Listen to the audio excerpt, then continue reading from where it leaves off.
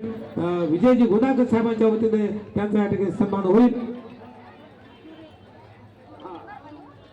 विश्रांती गौतम नरवाडे इंदिरानगर इथं रहिवासी आहेत, त्या ताईंना विनंती आहे सदानेचा कार्यक्रम असेल कुणाच्या सुखदुःखामध्ये त्यांचा नेहमी सहभाग असतो।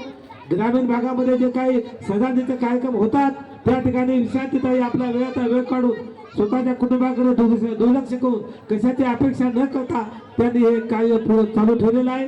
शोभाबाई कामाजी वाघमारे हे सुद्धा इंदिरानगर इथं रहिवासी आहेत, त्या मावशीला विनंती आहे आपलं सुद्धा या ठिकाणी सन्मान होत आहे। शोभाबाई कामाजी वाघमारे इंदिरानगर वाडी त्यांना सुद्धा विनंती आपण यायचं आहे, आपल्या या ठिकाणी सन्मान होत आहे।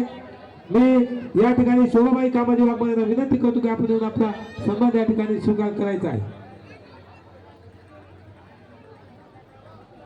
अशोक माधवराव भगत कृष्णनगर येथे रहिवासी आहेत, सदानेच्या कार्यक्रमात त्यांचा सहभाग असतो।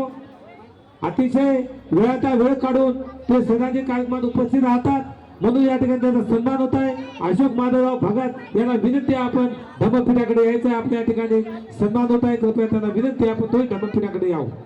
यानंतर कोंडबा पिराजी वायवळे हे सुद्धा इंदिरानगर वाडी भागातील रहिवासी आहेत, निश्चितपणे समाजासाठी त्यांचं योगदान आहे। सदानदीचा कार्यक्रम असेल किंवा कोणत्या सुखदुःखामध्ये आपला अमूल्य वेळ आपल्या कुटुंबाकडे न लक्ष देता या ठिकाणी कोंडबा पिराजी वायवळे हे सतत समाजामध्ये ग्रामीण भागामध्ये सतत त्यांचं काम असतं।